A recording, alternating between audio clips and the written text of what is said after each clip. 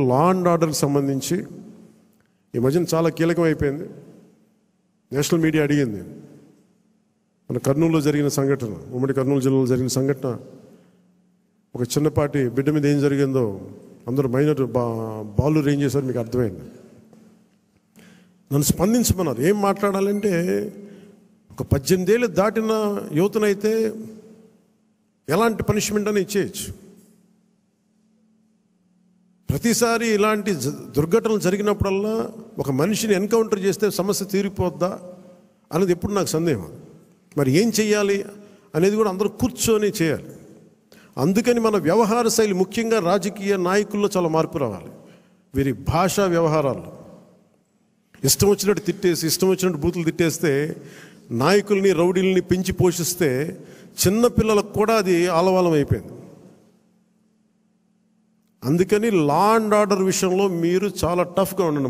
మన ఎమ్మెల్యేలందరికీ చెప్తా ఉన్నాను, మన ఎంపీలందరికీ చెప్తున్నాను, చాలా చాలా బలంగా ఉండండి, అన్కాంప్రమైజింగ్ ఉండండి లా అండ్ ఆర్డర్ సంబంధించి.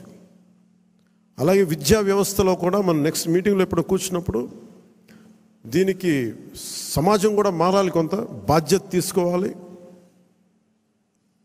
ఈ సినిమాలు చూసో లేదంటే సామాజిక మాధ్యమాలకు ప్రతి ఒక్కరం కూడా మన కుటుంబాల పట్ల మనం బాధ్యత తీసుకోవాలి. ఇదే నేను cabinet meeting, last cabinet meeting నేను వస్తూ ఉన్నప్పుడు ఒక తల్లి ఇక్కడ వచ్చి ఆగింది. నేను చాలామందిని మాట్లాడుతున్నప్పుడు తల్లి వచ్చి చెప్పింది, నా బిడ్డను తీసుకెళ్ళిపోయారు, 2-3 అమ్మాయిలు తీసుకెళ్ళిపోయాడు. అంతకుముందు ఆ కుర్రాడు 16 ఏళ్ళు వచ్చి తీసుకెళ్ళిపోయారు. ఇక్కడి నుంచి వచ్చిన వారం రోజులు పట్టుకెళ్ళిపోయారు అబ్బాయిని. 9 నెలలు అయిపోయింది, నేను ఎవరికి చెప్పుకోవాలో తెలియట్లేదు. కంప్లైంట్ ఇచ్చాం మాచవరంలో. అంటే మన కేకే గారిని పంపించి వెంటనే కన్సర్న్ పోలీసు అధికారితో మాట్లాడితే 9 నెలల్లో సాధించలేనిది 9 రోజుల్లో తీసుకురాగలిగాం. ఇది ఎందుకు చెప్తున్నానంటే, విజయం అని కాదు, ఒక చిన్నపాటి అధికారం ఇంత చేయగలదు. అలాంటిది 3000 మంది ఆడబిడ్డలు అదృశ్యం అయిపోయారు. వచ్చిన ఏ పరిస్థితుల్లో తిరిగి వచ్చారో మనకు తెలియదు, వాళ్ళు ఎంతమంది తిరిగి వచ్చారో తెలియదు. అందుకని ముఖ్యంగా ఆడబిడ్డలకు సంబంధించి మటుకు చాలా చాలా బలమైన మనకి ఈ లా అండ్ ఆర్డర్ సిచ్యువేషన్ చాలా బలంగా ఉండాలి.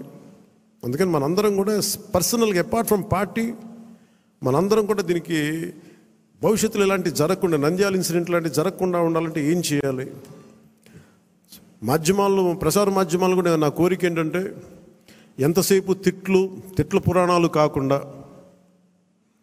మీరు ఇవ్వాల్సింది ఇలాంటి చర్చలు, ఇలాంటి దుర్ఘటనలు జరగకుండా ఉండాలంటే ఏం చేయాలి, దాని మీద కొంచెం హెల్తీ డిబేట్స్ పెట్టండి. ఇప్పుడే మన హానరబుల్ సీఎం గారు నారా చంద్రబాబు నాయుడు గారి దగ్గర లా అండ్ ఆర్డర్ ఇష్యూ, అదేవిధంగా గాంజా డ్రగ్స్ విషయం గురించి ఒక చిన్న మీటింగ్, ఒక రివ్యూ మీటింగ్ జరగడం జరిగింది. స్టార్టింగ్ అంటే ఇప్పుడు కొన్ని సందర్భాల్లోని ఒక ముఖ్యమంత్రి ఎలా రియాక్ట్ అవుతారు, కొన్ని సందర్భాల్లో ముఖ్యమంత్రిగా రియాక్ట్ అయితే సిచ్యువేషన్స్ ఎలా ఉంటాయి, ఇవి మెయిన్ ఒకసారి మనం ఆలోచించుకోవాల్సిన అవసరం కూడా ఉంది. ఎందుకంటే ఈ మధ్యకాలంలో మీరు జరుగుతున్న మొన్న ముచ్చుమర్రి ఇష్యూ మనకి అందరికీ తెలుసు. నంద్యాల జిల్లాలోని ముచ్చుమర్రిలోని ఒక చిన్న పాప, 9 years బేబీ, అమ్మాయి అత్యాచారానికి గురయ్యి, అమ్మాయి హత్యకి గురయ్యింది. ఇప్పటికీ కూడా అంటే బాడీ కూడా ట్రేస్ అవుట్ అయ్యే పరిస్థితి కూడా కనిపించలేదు. సో ఇటువంటి సిచ్యువేషన్స్లోని మాట్లాడేటప్పుడు కూడా చాలా క్లియర్గా ఇటువంటి సంఘటనలు ఎందుకు జరుగుతున్నాయి, ఇది ఒక ఎత్తు అయితే, నిన్ననే మనం చూసాం ఒక 6 నెలల పసికందు, నిజంగా వాడిని రాక్షసుడు అనాలో వాడిని ఏమనాలో కూడా అర్థం కాని పరిస్థితి ఉంది.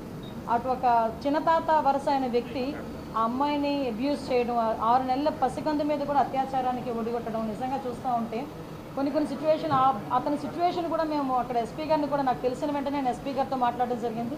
ఎస్పీ గారు చెప్పడం కూడా ఏంటంటే, కంప్లీట్గా తాగిన మైకంలో, ఎంత తాగాడంటే ఈవెన్ పోలీస్ స్టేషన్కి తీసుకొచ్చిన తర్వాత కూడా అతనికి తెలివి రాలేదు, అప్పటికి కూడా అదే మైకంలో ఉన్నాడు. అలాంటి మైకంలో ఆ పిల్లని, చిన్న పసికొందిని అత్యాచారం చేసిన సంఘటన కానీ ఇవన్నీ చూస్తూ ఉంటే చంద్రబాబు నాయుడు గారు నిజంగా స్టార్టింగ్ ఇవే టాపిక్స్ ఎత్తుకున్నారు. మేము కూర్చున్న తర్వాత అసలు ఎందుకు ఈ పరిస్థితులు వస్తున్నాయి, ఎందుకు ఇటువంటి సిచ్యువేషన్స్ ఎందుకు మనం ఎదుర్కోవాల్సిన అవసరం వచ్చింది, ఎందుకు లిక్కర్ మీద, గాంజా మీద, డ్రగ్స్ మీద మనం ఎట్టి పరిస్థితులు ఉక్కుపాదం మోపాలి.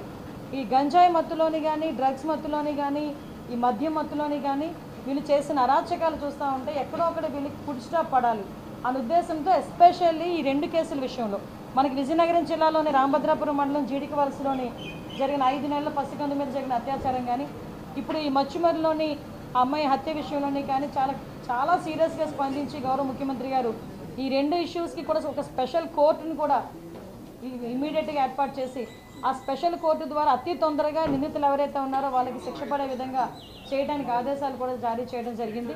అదేవిధంగా ఇప్పుడు ఎవరైతే మనకి ఈ ముచ్చుమరి విషయంలోనైతే ఆ అమ్మాయి మరి అతి క్రూరంగా చంపబడింది. ఏదైనా మనం మామూలుగా మాట్లాడుకునేటప్పుడు కూడా చాలా క్లియర్గా ఆలోచన చేసుకోవాలి. ఆ అమ్మాయిని కూడా గొంతు నిలిపి చంపి అక్కడ వాళ్ళు చెప్పిన విధానం బట్టి ఒక రాయి కట్టి అక్కడున్న చెరువులోనో కొలలోనో పడేసిన పరిస్థితి. సో అటువంటి సిచ్యువేషన్లో అమ్మాయి బాడీ కూడా ట్రేస్ అవుట్ అవ్వలేదు. ఎన్డీఆర్ఎఫ్ బృందాలు ఇంచుమించుగా చాలా ఎక్కువగా మేమందరం కూడా పంపించడం జరిగింది. ప్రతిరోజు కూడా కంపల్సరీగా చంద్రబాబు నాయుడు గారు దీని గురించి మానిటర్ చేస్తున్నారు. మమ్మల్ని ప్రతిరోజు అడుగుతున్నారు ఎంతవరకు వచ్చింది, రిపోర్ట్ ఏంటని అడుగుతున్నారు. దీని మీద మేము అంత ఎన్డీఆర్ఎఫ్ బృందాల దగ్గర నుంచి అన్నీ కూడా ఎతికినా కూడా అమ్మాయి బాడీ అయితే ట్రేస్ అవుట్ అవ్వలేదు. ఇప్పుడు ఆ తల్లిదండ్రులు ఎవరైతే నిందితులు ఉన్నారో నిందితులను కూడా పట్టుకుని రిమాండ్కి పంపించడం కూడా జరుగుతుంది. అరెస్ట్ చేయడం జరిగింది. ఇప్పుడు రిమాండ్ కూడా పెడుతున్నారు. అట్ ద సేమ్ టైం ఆ కుటుంబానికి చనిపోయిన బిడ్డను ఎవరు కూడా తీసుకురాలేరు.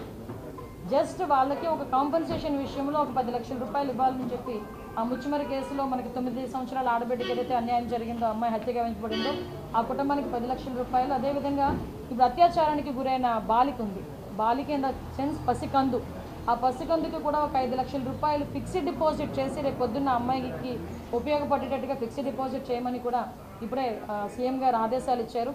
ఈ విషయంలో ఎలాంటి వాళ్ళైనా కూడా పగడ్బందీగా ఎట్టి పరిస్థితులను వదిలే ప్రసక్తి లేదు అని చెప్పి చాలా క్లియర్గా చెప్పడం జరిగింది.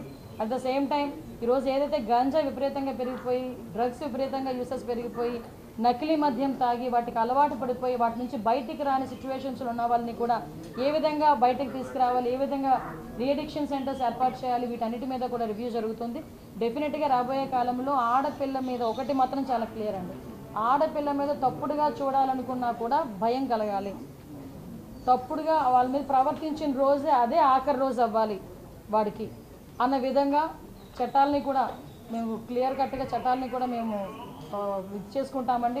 డెఫినెట్గా రాబోయే కాలంలోని ఆడపిల్లల మీద ఎటువంటి అఘాయిత్యాలు జరగకుండా చూసుకునే బాధ్యత కూడా తీసుకుంటాం. ఏదైతే ఈ 2 విషయాలని కూడా నేనే స్వయంగా వెళ్ళి వాళ్ళకి ఆర్థిక సహాయం అందించేటట్టుగా నేను ఏర్పాటు చేస్తాను.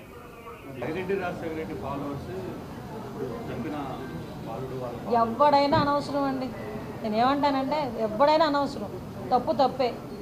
క్రిమినల్కి పార్టీ ఉండదు, క్రిమినల్కి క్యాస్ట్ ఉండదు. దయచేసి అది కూడా గుర్తుపెట్టుకోవాలి.